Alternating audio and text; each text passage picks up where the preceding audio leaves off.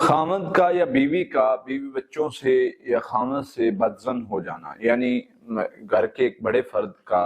گھر والوں سے بدزن ہو جانا، کیا یہ جادو کی علامت ہے؟ یہ معاملات روحانی مسائل کی وجہ سے ہو سکتے ہیں، بسا اوقات جادو کی وجہ سے مسائل بنتے ہیں جس کی وجہ سے ایک دوسرے سے بدزن ہو جانا۔ اصل میں جن جادو کبھی بھی آپ کا ہاتھ پکڑ کے آپ سے کچھ نہیں کرواتا، ڈیوورس کرواتا ہے تو وہ ہاتھ پکڑ کے یا منہ سے بلواتا نہیں ہے زبردستی، اصل میں وہ ماحول کریٹ کرتا ہے، وہ اس طرح کی فیلنگز پیدا کرتا ہے جس کی وجہ سے یعنی وہ مسائل بنتے ہیں، وہ چیزیں پیدا ہوتی ہیں۔ تو یہ ایک چیز ضرور ہے کہ اگر ہم اس طرح کے معاملات بنتے ہیں تو اس میں یعنی جو مسائل بنتے ہیں، جو بھی پرابلمز کریٹ ہوتی ہیں،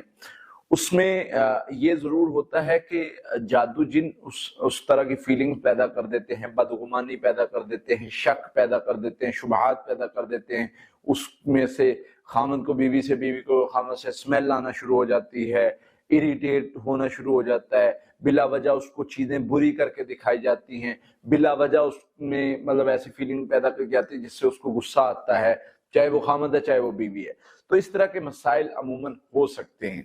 اس کے لیے کچھ اگر جو بھی جس کو بھی یہ فیل ہو رہا ہے، اگر تو وہ خود پڑھ لے تو وہ فیل کر رہا ہے کہ مجھے برا کیوں فیل ہو رہا ہے، مجھے غصہ کیوں آ رہا ہے، مجھے یعنی یہ فیلنگز کیوں آ رہی ہیں، اگر تو وہ خود سمجھ سکتا ہے اس چیز کو تو وہ اس پر کنٹرول کرے اور اس کو سمجھے اور اس کے مطابق اپنے آپ کو چلائے۔ اگر وہ نہیں سمجھ سکتا تو پھر وہ کیا کرے، وہ ایسے کرے کہ یعنی اس کا جو پارٹنر ہے وہ پڑھائی کر لے۔ اس میں سورہ فاتحہ ہے 7 مرتبہ، سورہ بقرہ کی آخری 2 آیات 7 مرتبہ، سورہ بقرہ کی آیت نمبر 102 7 مرتبہ، آخری 3 کل 21 مرتبہ، یہ پڑھائی صبح شام کی جائے۔ اس کے علاوہ سورہ یونس آیت نمبر 81 کا حصہ ان اللہ سیبتلو 300 مرتبہ یہ پڑھنا ہے۔ یہ پڑھائی صبح شام کی جائے، پانی پر دم کر کے اگر پلانا ممکن ہو تو پلا دیا جائے، یہ تو بہت ہی اچھی چیز ہے۔ اگر نہیں پلا سکتے تو آپ کیا کریں کہ خود پی لیں، خود پڑھ لیں، ویسے فضا میں اس پر دم کر دیں، تو انشاءاللہ اگر کوئی جادو کے مسئلے کی وجہ سے اس طرح بدزن ہونا اور اس طرح کے معاملات ہوں گے تو اللہ کی رحمت سے وہ بہتر ہونا شروع ہو جائیں گے اور شر ختم ہو جائے گا انشاءاللہ۔